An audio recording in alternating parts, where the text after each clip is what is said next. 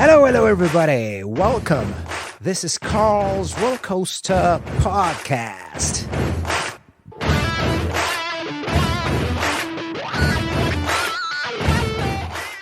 So, are you doing lots of work these days, like production and Yes, stuff? well, I'm going through the Amsterdam gig. You were there, the second one. All right. So you editing the audio? Yeah, exactly. Very cool. That's awesome. And what else do I do? I don't remember. So do you have all the tracks separate? Then Yeah. And then you get to mix it all, and so many tracks. There's also, recorded like the communication mics between the stage and the so you hear all that, before the show, like 15 minutes before the show, like, what is this? And something in Dutch that no one understands. It's probably a bit funny, right? Yeah. Hey, Stefan, my friend. Good to see you, man. How are you doing? Hey, Carl. I'm doing good. How are you doing? Yeah, man. All good. All good. Looking forward to getting back out there on the road. It's been a few months now, so starting to get a little bit itchy, I know exactly how it feels. Same here.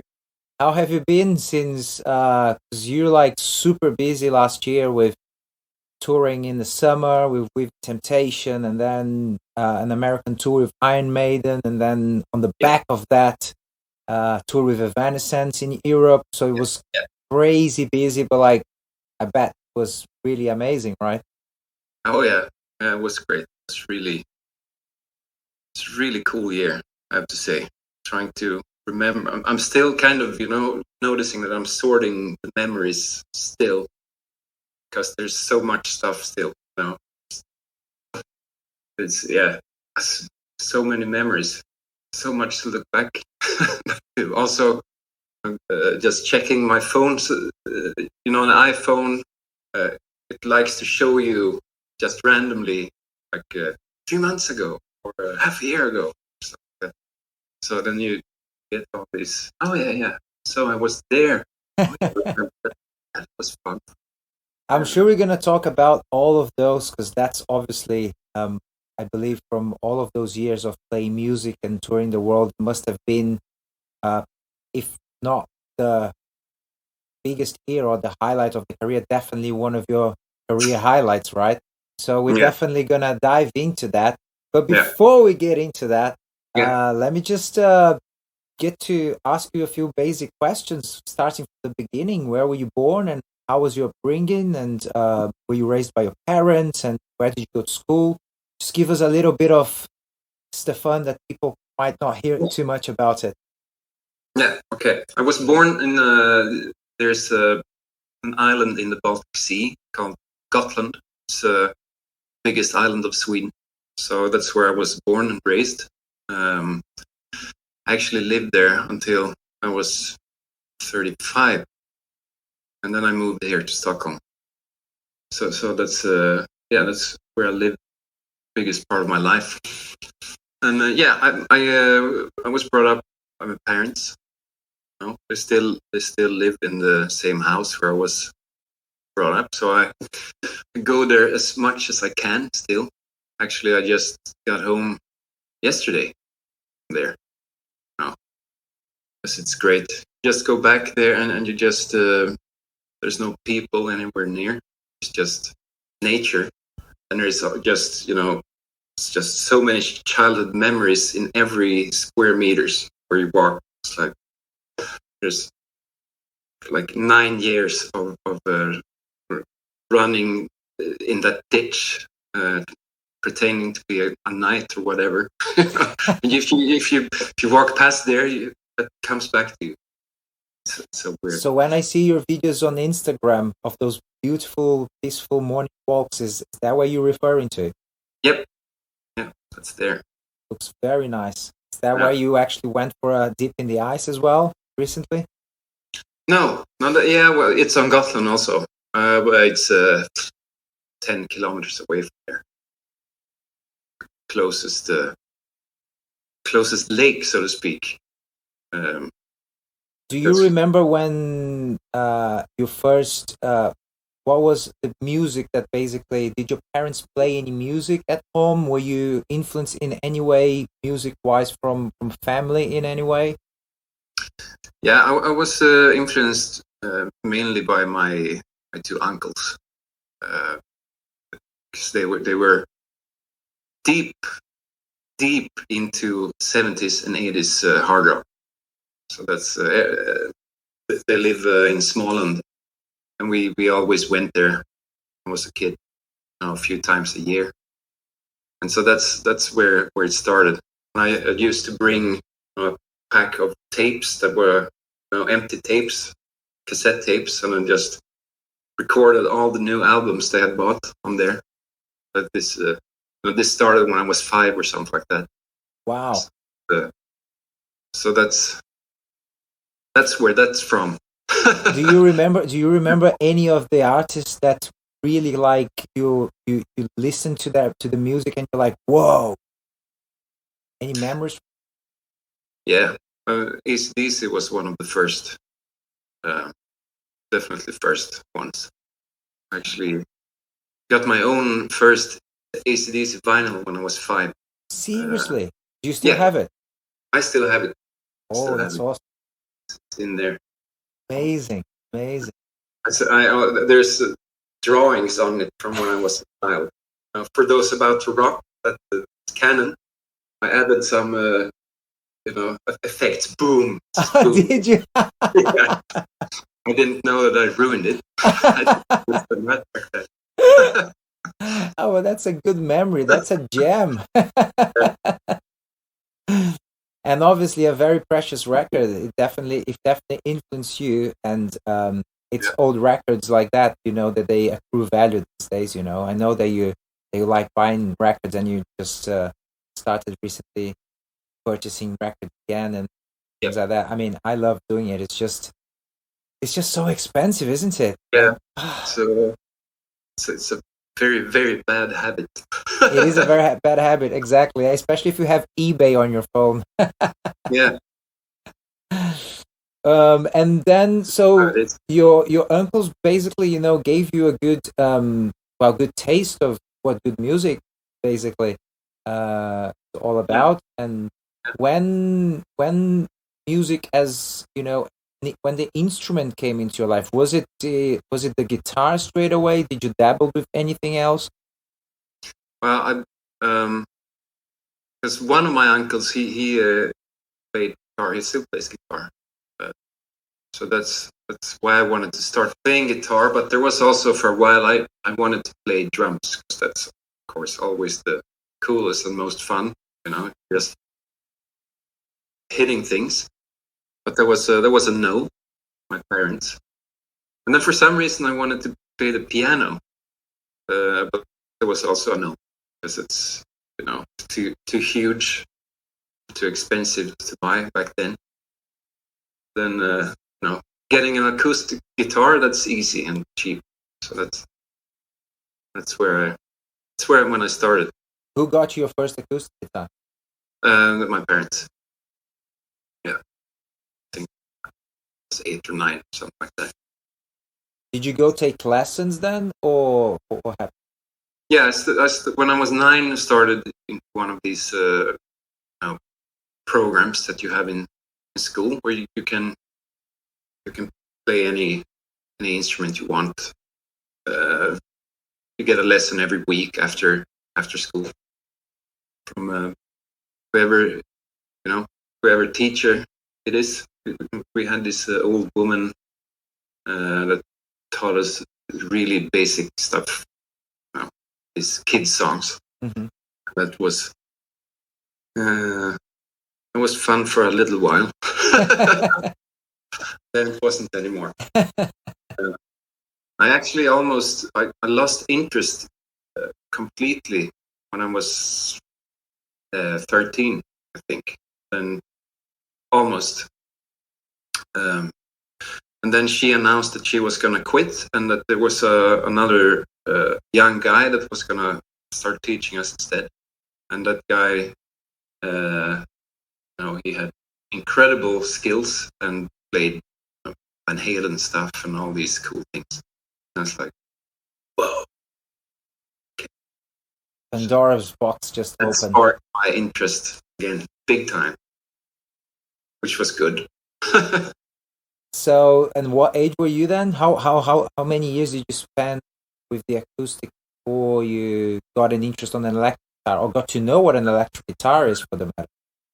I think I got my first electric guitar when I was 14, probably. Oh wow! I had an acoustic until then. I learned some AC/DC basic riffs on that acoustic thing. So that was. And when you got your first guitar, when you were at the age of 14, were you living at your parents' still, I presume? Yeah. And then did you have an amp? Were you okay with the noises that you were creating? A small amp. Small amp. Yeah, I'm thinking it wasn't that noisy. And but there were complaints about doing homework or not doing homework. Mm-hmm. Do homework. Otherwise, we're gonna lock that guitar away. And in school, were you like your friends that you had in school? Were they listening to kind of like the same stuff that you were? Would you be like exchanging information and talking about music in general? Yes, some of them.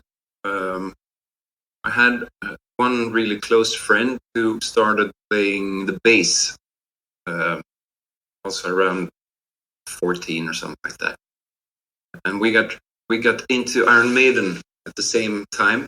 We got really into Iron Maiden, so we started playing, not only playing Iron Maiden whenever we met at his house or mine. So that was great. Then we found a drummer, and then we started an Iron Maiden cover band with only one guitarist and no vocals. Very cool. Did that ever change? Did you ever manage to find somebody to mime Bruce Dickinson? No, we kept it instrumental. We played some Megadeth stuff too. I think mainly it was Iron Maiden. Very cool. Very cool. It was fun. And when did you? So from having like this covers band and just playing, like the so-called garage band that we all go, initially on our musical endeavors when we were kids. When did you actually have your first band that kind of like started gigging and maybe started writing songs? And when did that happen to you? Maybe around 16, 17. My parents, they live 50 kilometers away from the capital, Gotland, the only city, so to speak. And when I was 16, I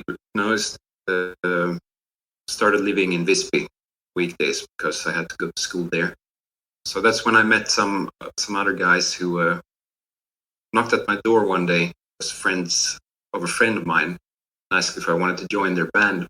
That was then that was the first time I started playing in a real band, playing original stuff. And we didn't have that many gigs, but at least one, I think. I don't remember, or two. Yeah. So it started then, I think. Do you remember, in the 90s when the whole scene with In Flames and those heavier bands started to kind of come out of that was, I think, it was more Gothenburg, right, than Stockholm? Yeah. It was. Well, I remember it. It wasn't that close to my sphere, so to speak, but because I was more into Pantera and Meshuggah and stuff like that. But I heard friends talking about those bands. But then, never got that close. I probably never even listened to it. I'm not sure. And so when you finished then high school, did you go to university? And at that point, you did. Nope. So what did you do? You finished the school, and then what was the plan? If there was a plan. I finished the school, and then there was no plan. I had. Your parents must have loved that. Yeah, they weren't too happy about it. No plan. The only thing I knew was that I liked, my life around, or my hobby that was music or whatever it was, or the lifestyle, or and I was basically just trying to figure out what the hell I wanted to do with my life. I played a lot, and I was unemployed and had no money. That was it for a long time, and then there were these different sorts of unemployment types of things, where one was actually a government funded. Basically, you could do whatever you wanted. You were, and they funded it. So there was 4 other friends of mine, also unemployed musicians. So we decided, okay, but so what? So basically, we could say that we wanted to rehearse every day, 8 times, 8 hours per day, 5 days a week. Yeah, sure. Just to write down a project description, and so we did, and then that was something for a year. We learned a lot of cover songs, but really, really difficult stuff, like some Dream Theater stuff, Rotomania, everything. All of it was instrumental also. So it was a challenge. It was fun. But that's fantastic that you had an opportunity to literally just play music for an entire year and funded by the government. I mean, do you think that still exists nowadays? No, I don't think so. I think there was an experiment, but no. Oh. It worked for you. It was legal. It was weird. That's what our drummer said in an interview. This is great, and it's also legal. Like it's even legal. What happened to the other 3 friends of yours that you were playing with? Did they pursue the professional career in music, or did they change courses? 2 of them I'm not sure about, because we're not in touch anymore. I don't think so. 2 of the others still play a lot, but they do other things. Their profession isn't in music, so to speak. Yeah, but if I mean, like, the government funded you guys, and out of that, you became a professional musician, very successful professional musician, and that's something that should be encouraged everywhere, really. I mean, it's really difficult when you finish high school and you have to make, at the age of 18, a decision to go to university. So you have to pick up a course, and let's face it, I mean, how many people at the age of 18 really know what they want in life? And even if they know, they will probably they will probably change, by the age of 30, and then more when they are 40 and onwards. It's different when it's music or a sport that you're really passionate about very early on. Because people that are very passionate about music, like yourself, you tend to carry on with that, even if you haven't achieved the things that you achieved in your professional career, you probably would still be playing guitar, and teaching and doing something with it, So, and I think that creates a lot of good positives for the individual and for society in general, to have more fulfilled people in general. Yeah, I think you're right. Definitely. And so after this project, this year together, then what happened? What was next? What was next for you? Next was that I got an internship in a studio there. It's a really was already then a really well-known studio that a lot of big Swedish artists had been. So I started there, and then eventually I got employed there, that studio. And then I quit there and started doing that kind of work as a freelance kind of thing. So that started my studio engineer, producer kind of thing. So I was still playing music, but now I was mainly on the other side of the glass, the studio, so to speak, recording others, which was great too. That's another. I guess that's my two main hobbies in life: playing guitar and working with music like that, producing and mixing and stuff like that. I mean, it's incredible that you can call what pays the bills a hobby, right? Yeah. Fantastic. Yeah, those are my two hobbies in life. They just happen to pay the bills. Yeah. I don't want to call it work today for some reason, because then it sounds negative. I might be like, no, I don't want to do that. And when did the Weaving Temptation gig came along? How did that happen? It also has to do with that island, and that had to do with another friend of mine, which was we played in another band together for a while. We were, forgot to tell you that. That's actually we had this pretty serious band that actually landed a record deal. Okay. Which was a huge thing, because that was one of my main goals in life, to get a record deal.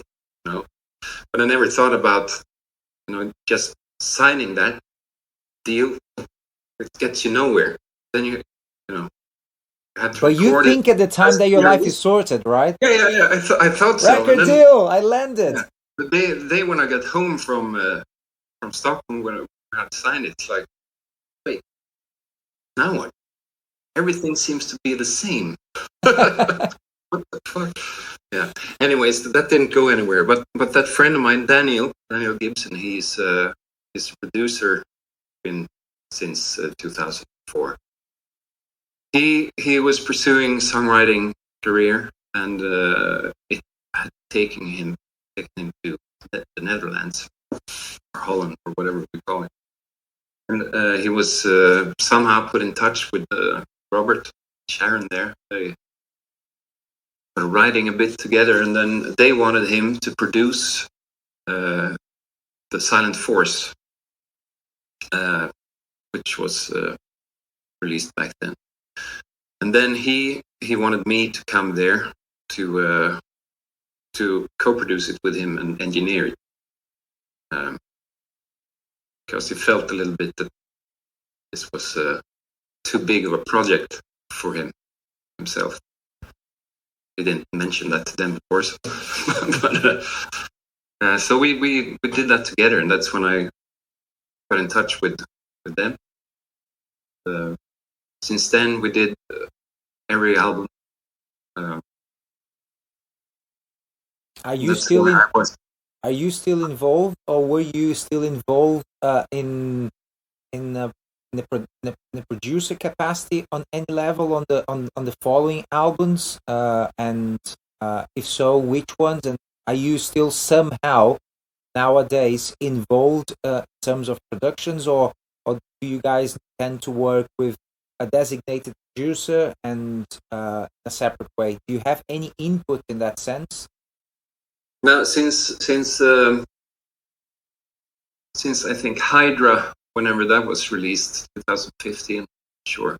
Then we before that one, I would be in charge of recording the drums and guitars, mainly that stuff. But from that album, I started doing only guitars. So I was in charge of getting a finished pack of guitars to Daniel, so it would be sent to mix. Who's Daniel? Daniel is the producer, my friend from Gotland. Okay, so he's in charge of producing and Yeah, mixing as well? No, mixing has always been other blokes.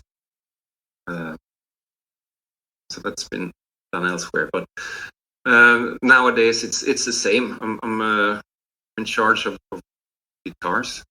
Wow, that's really cool. So the guitar sound of the Weaving Temptation albums since you've joined them, which was what year was it? What year was that? 2004. That's when I started doing that part. So basically, for almost 20 years, the band's guitar sound. Well, prior to that, you would be involved, like you said, drums and everything else, but guitars, definitely your involvement is huge on the band sound. Yeah, definitely. Now lately, since the pandemic, then of course we just started recording everything, sending stuff to each other. We actually did that. Unforgiving and Hydra too a little bit. It was way more difficult then. But now, tried, one song recorded with just plugins, and for the next song decided that I didn't like that, try something else. But now also when I send it to Daniel, then they add some plugins to it, some amp simulators, and blend it together. So in the end, I have no idea if they use my sound or not. So. How does it work when it comes to, say, like songwriting? Do you normally get like an idea of a song and then you basically add guitars and layers of guitars, and then it's a back and forth between you and the rest of the band? And how does give me an example of how a song might come together?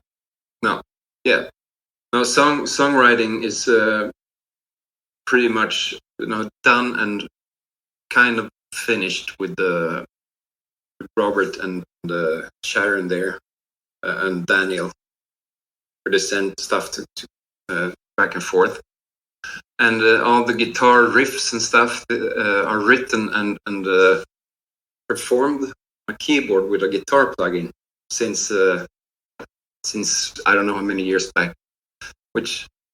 So that's what I get, and then I have to try to translate that to an actual playable version on my guitar, which sometimes it's just straightforward and simple, it's not nothing. But sometimes if you have this span on a keyboard, trying to do that on a guitar, and it becomes lower and lower. So now the 8-string guitars, they're starting to not be enough anymore because they don't go low enough. So it's just yeah. No, so that's it.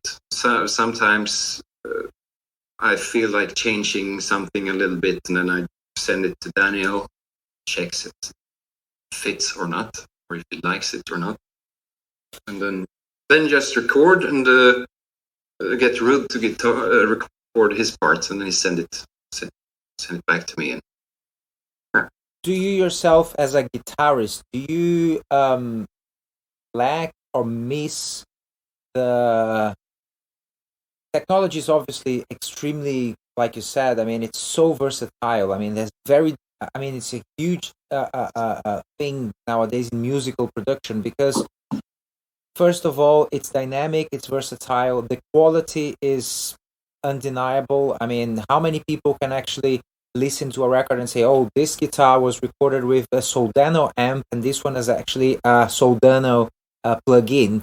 Not many people, and even musicians and professionals will have difficulty to tell what's what.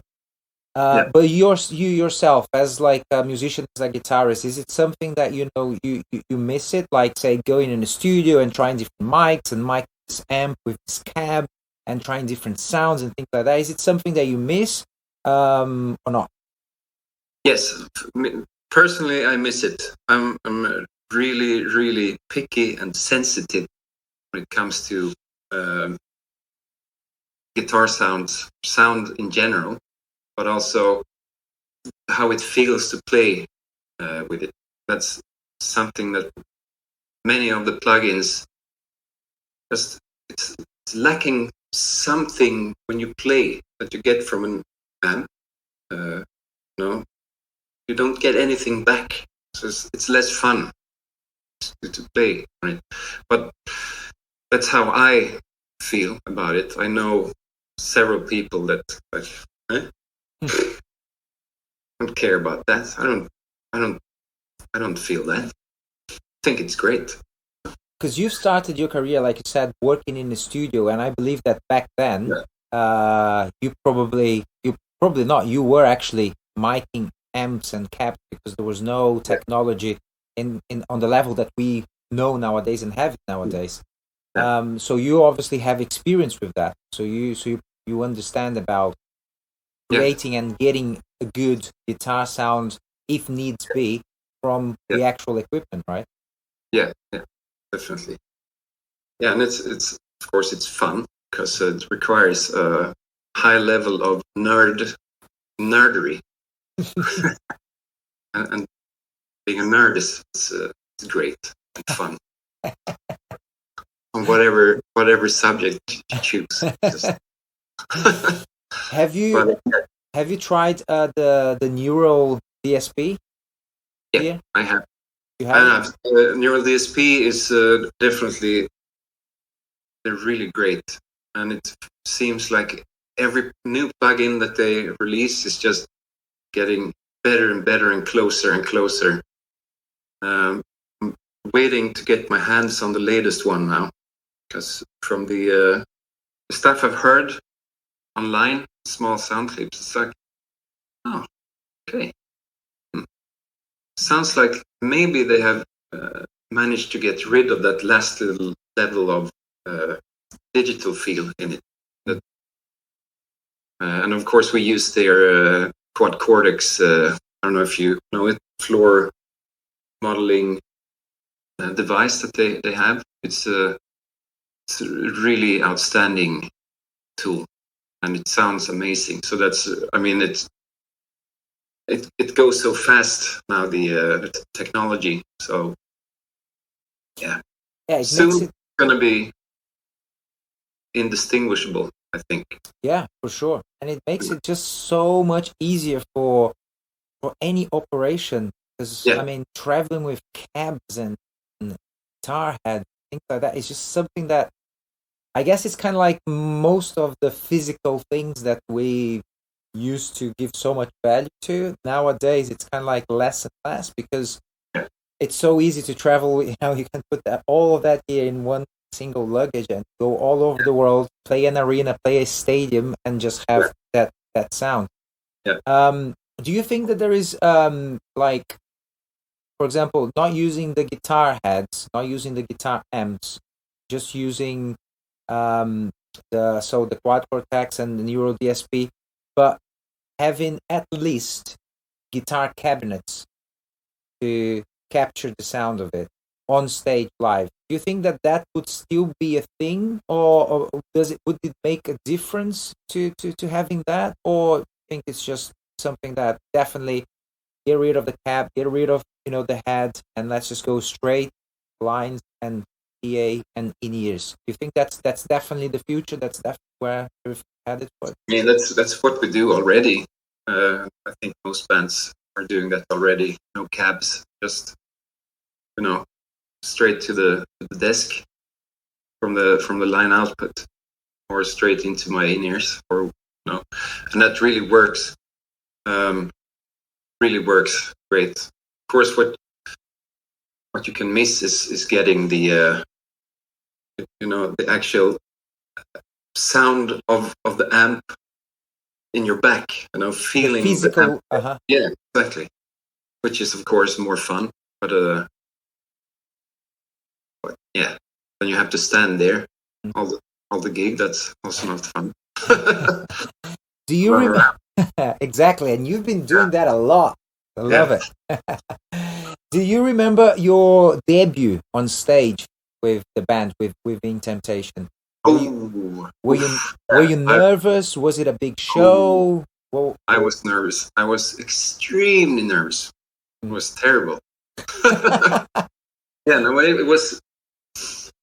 I think I had maybe before that, I had played maximum 200 people. That was the biggest show I had ever done. And so this was in Holland, Heerhugowaard, I think. I don't remember exactly. I think so. 2011. 2,500 people, maybe. Yeah, but I was really, really, really nervous. And one of my biggest memories from that night is, standing. I was looking down, and I could see this girl crying, and I could see the boyfriend hugging her and looking at me like, "It's your fault." That's how I interpreted it, because of course there was this little sense of grief in the in the whole audience, because of course Robert wasn't there anymore, and it was a big part of it. So I understand that, but yeah, I could sense that. And yeah, do you when was do you remember like the first like big tours that you did?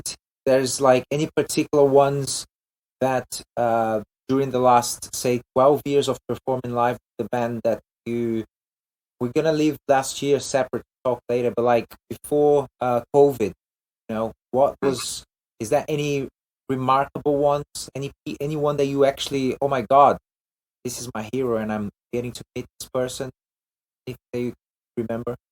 Mm-hmm. Yeah, definitely. There are probably more, because I tend to forget them. But the first one that pops into my head is, I think it was one of the first festivals that I ever did. And we were playing in Spain, and Metallica was headlining, and it was Slayer there. And I remember, getting to the backstage, just walking around. And me and Mike looked at each other like, "Man, congrats!" We both said, and then we hugged each other like, "We made it!"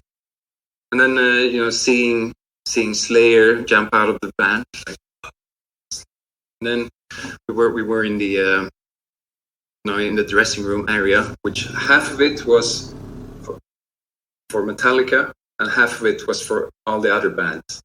And they had the rehearsal spot there, so you could hear when they did the warm up before the gig. And I remember James Hetfield standing in the hallway, 3 meters away from me. I was standing outside of my dressing room, and he looked at me. I was like, "Whoa, James Hetfield looked at me." Whoa. Yeah. Fantastic feeling, right? Yeah, Fantastic yeah, feeling. it was weird. And then, Man, it was... yeah, I mean, wow. I mean, it's incredible when you get to do things that, at one point in life it was completely it's the connection. The connection.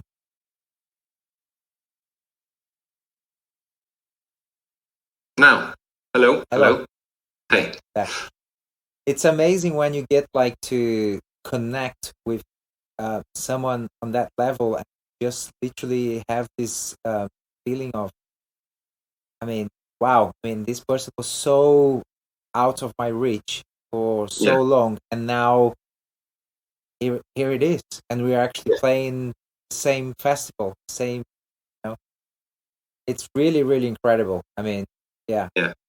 And then obviously last year it was a big year for the band, right? Like, tell us a little bit about what started the summer and then eventually led to an American tour with Iron Maiden, an European tour. I think the biggest tour that the band with Invitation you guys have ever done in Europe, right? Yeah, definitely. Well, say something. You're out of sync. My camera seems to be frozen. Why? This is scary. Well, I see the movements and I hear you, but it's not in sync. Huh, that's weird. That's Yeah. weird. I can add out it. My camera for some reason stopped. Let me just turn off. Back. I'm back. No Yeah. difference. No difference. No. No. Yeah. Yeah. Now it's good. Yeah. Now it's good. Great. Okay. Great. Cool. So, All right. yeah. So, what about last year when it was a big year on the band career for the band, and obviously doing an American tour with Iron Maiden, and then a huge arena tour in Europe with Evanescence. Tell us a little bit about the experience and any highlights that you might remember, and sharing the stage with like what I know being the band that basically made you crazy about playing guitar and being in a band, which is Iron Maiden. Yeah. That was a really, really great year. First of all, it's just starting to play again after the pandemic was just felt so amazing, and could really feel that we all had that feeling. We were all really happy to be able to play again and hang with each other, stuff like that. And also, you could tell that the audience had missed live shows as well a lot. So it was a great start with the festival summer and everything. Just so much fun. It's like, yeah, I can do this again. Yes. And then we had. You haven't played since 2019, since before COVID, right? Live. Yep, exactly. 2019, and if I am correct, yeah, because 2020 we were just gonna start the Evanescence tour when everything closed down, pretty much. Yeah, the Evanescence tour was like. I think it was moved 5 times or something like that, which is a lot. For an arena tour, yes. Yeah. Anyways, then we had we had the first gig with Iron Maiden in the summer, which was in Poland. And that was a surreal moment for me. I remember I had problems sleeping the night before, just like waking up, like, I'm gonna fuck everything up. And then I had to like tell myself that, but wait a minute, you're not gonna join Iron Maiden. You're not gonna play. It's like you've done this before. We have played a lot of time. Yeah, and then just getting there was so much walking around. Wow, look, it says Nico McBrain there on that box. Wow. And then the best part, of course, was doing the gig. Poland is always so outstanding. The audience, they're just so into it. So it was an arena full of insane people, which is how you want to have it when you play. And also, I looked at my right and I saw Steve Harris standing there behind some stuff, peeking up, looking at our show. It's like, what? Oh no, what? Is he looking? Oh no, I have to get my stuff together, shit together. But then it turned to being, because then he started watching almost all the shows. So then when he wasn't there, that's when you got worried. Mm-hmm. Oh no, thinks we suck now. Oh, what did I do wrong? Can't play. I can't play if he's not there. Yeah, no, but that was great. Then we had 2 more of those shows before the festival season was over in Spain and in Portugal. And then we had pretty much a month off, and then we went in October to the tour that you were on. 13 gigs with Iron Maiden. How about that? It was not bad at all, was it? Okay. It was okay. No, that was great. That was really. It was just such a positive tour, you know. Still miss it. All those show days were the best when you just got into the venue, you had your lunch at that fantastic catering, just were there and just got the vibe of the place, and then started hearing the Iron Maiden live tracks playing back from the sound check that they do. It Those was were incredible. Yeah. I have a feeling that we could do that for like a few months on end, right? Yeah, that would be good. Let's do it again. Life has no meaning now. Yeah, it was a very, very special moment. I mean, Yeah. obviously for the band, such a great opportunity. But I guess for everyone involved, I mean, especially you yourself and Rude, and I mean I myself, the big Maiden fan, and obviously when you start like such an important gig like that, you never really know what to expect. You just know that you want to go do your job well, and that's it. So you never go with like much expectation. You never think that Steve Harris might invite you to go for a drink in Manhattan and spend 6 hours with you drinking beers, No, that's true. So yeah, so I mean, it was really, yeah. I have fond memories of that. It was just like, I don't know, the camaraderie, the friendship, the shows, the great, and obviously Within Temptation put on this amazing show with lights and big sound, and it was just like, it was just a full package, wasn't it? Just great. And I finished the show and then go watch Iron Maiden. Yeah, that was great, and the shows were really fun because playing in front of a huge audience that has no idea who you are, that's a different thing. So that was fun and challenging in a way. So we really had to, give it our full 30% or whatever. That's what Rude always says. Give it my full 30%. No, but that was so much fun, and for the biggest part of it, I think we went down really well with the Maiden audience.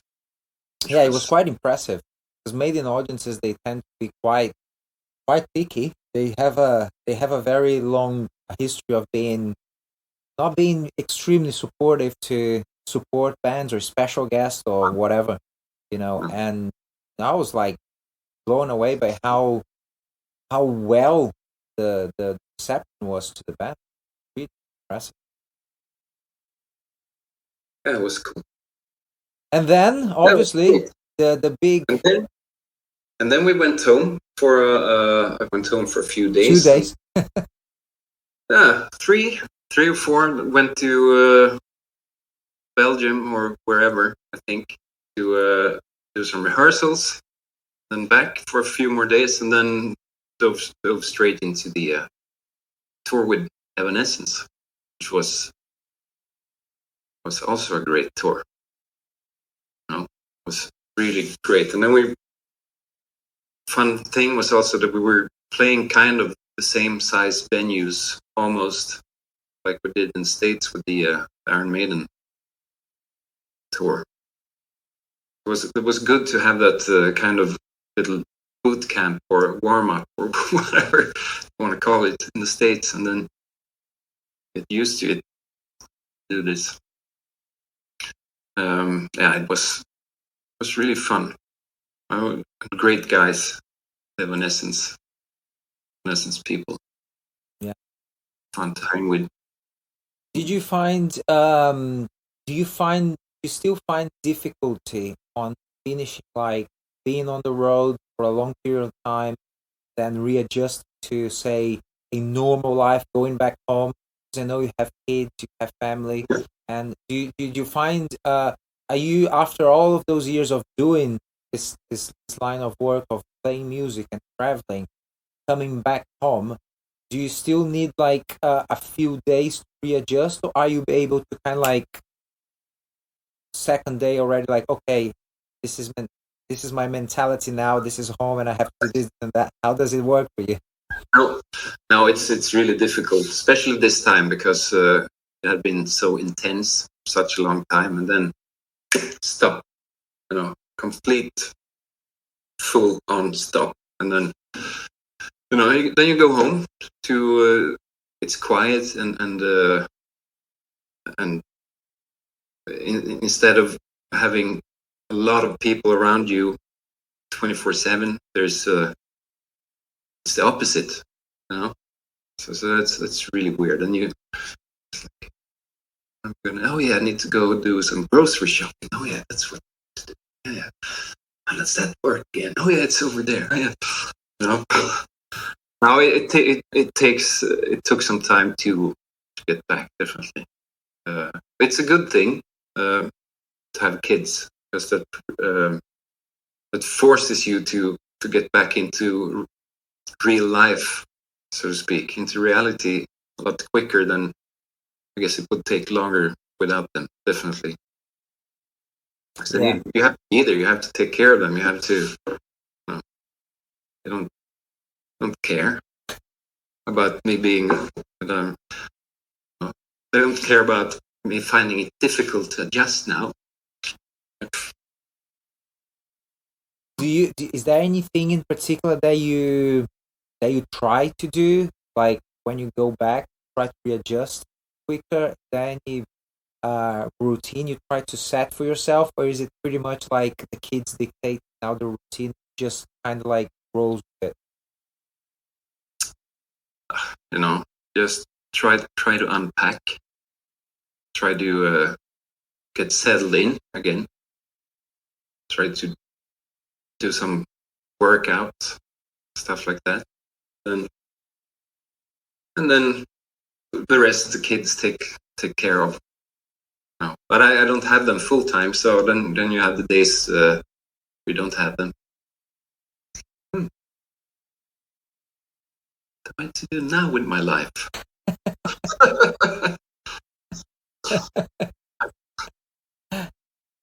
Just call someone, meet someone, go for a drink. Yes, that's what I should do. Yeah. No, but I get it helps to have some plans too, and maybe decide that, okay, I'm gonna have a time off, but I'm gonna start working at this time, or start with whatever projects I feel like doing. If it's rebuilding a part of my studio, or whatever, something that you have thought of doing but haven't been able to do because you've been away on tour. But focus on those things. Do you take some time off from playing guitar, like personally, like on purpose? Like, do you go back and say, okay, I'm just gonna, this week I'm just gonna take it easy and try to adjust for the things, or you don't do that, or you don't even think about it? It's just leave the guitar then, and might be picking up and playing a little bit here and there. Is there anything like that you that you do it on purpose? Like, okay, I need 5 days off from playing guitar, for example, kind of, or something they don't really think about it? No, it kind of just happens. So, that I just don't maybe play for a few days or a week. If it was a conscious thing, then it would be the other way around. Because I want to play, but just like maybe I just forget about it because there's other things to do. But then also I learned to not feel bad about it, because that's something I would do if I had decided that, okay, I'm gonna play every day, and I didn't play for 3 days all of a sudden, and I would feel bad about it. You suck, stupid idiot. But I don't do that anymore. Yeah, it's okay.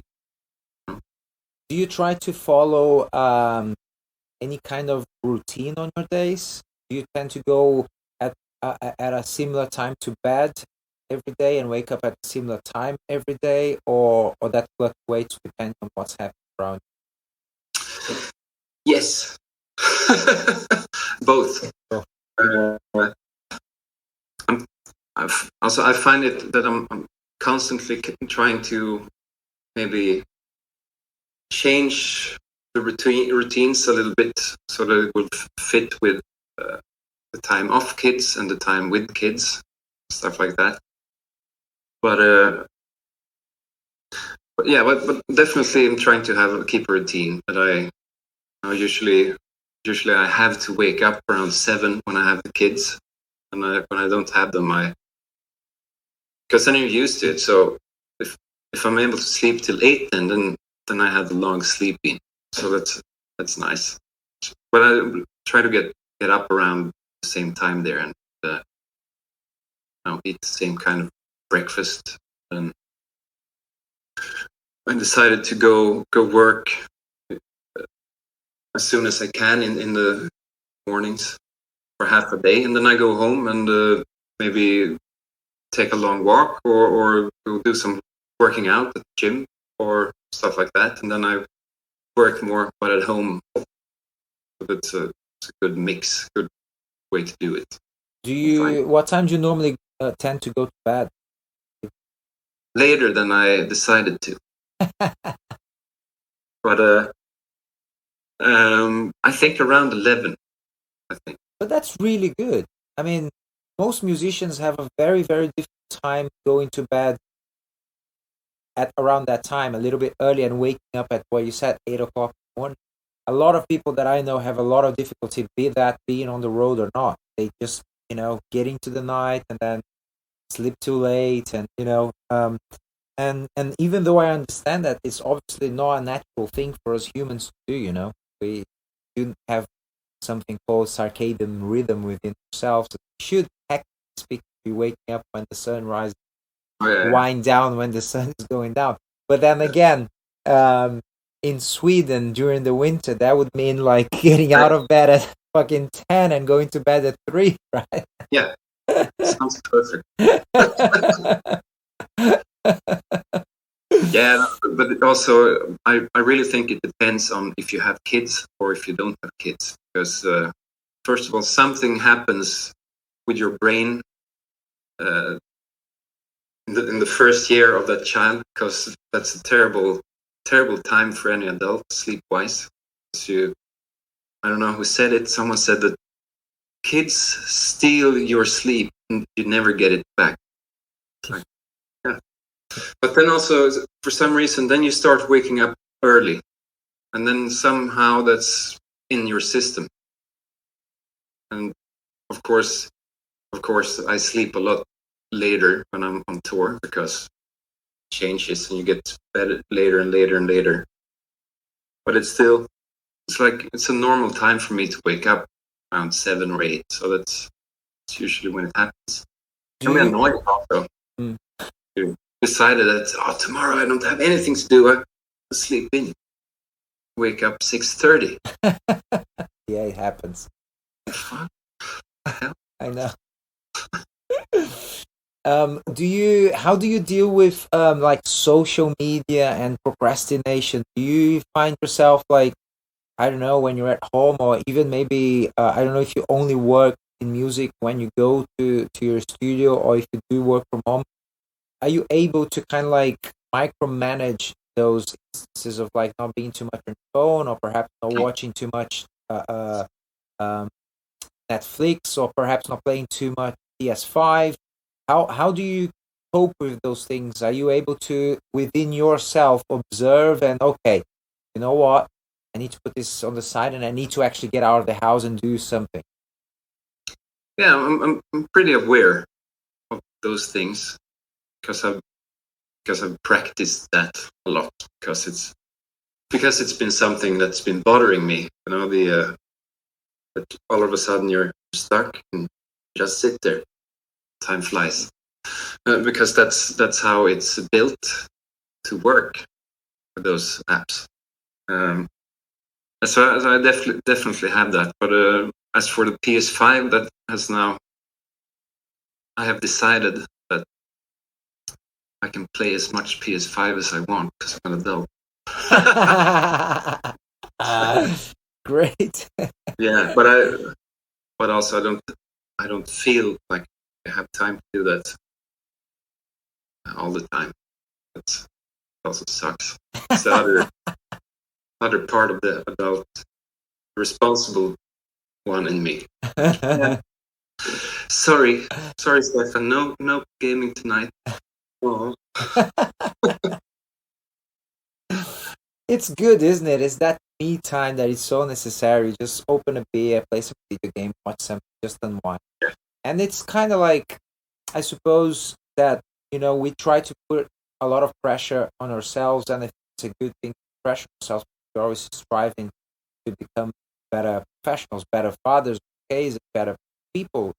That's hopefully the case for most people, trying to become better. But also, I think it's important to understand that, say, if you go for 3 months in a row, 4 months in a row on the road, there's nothing wrong on being now working on other projects at home. And if you have like an afternoon on your hands and you decide that I'm going to spend playing video games or listening to music, just because the rest of the world is not doing the same doesn't mean that doesn't make you a better or worse person. It just makes your life circumstances.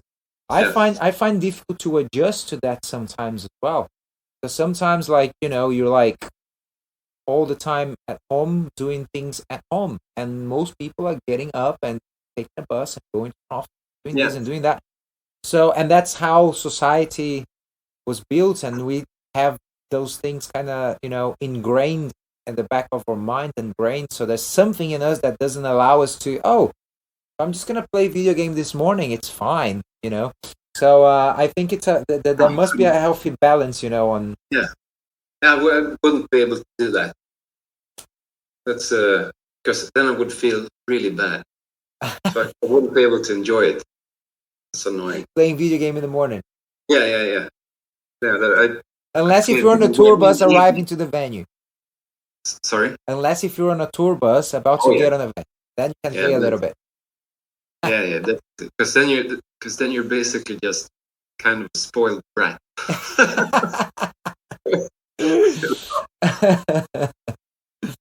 Stefan, which isn't true.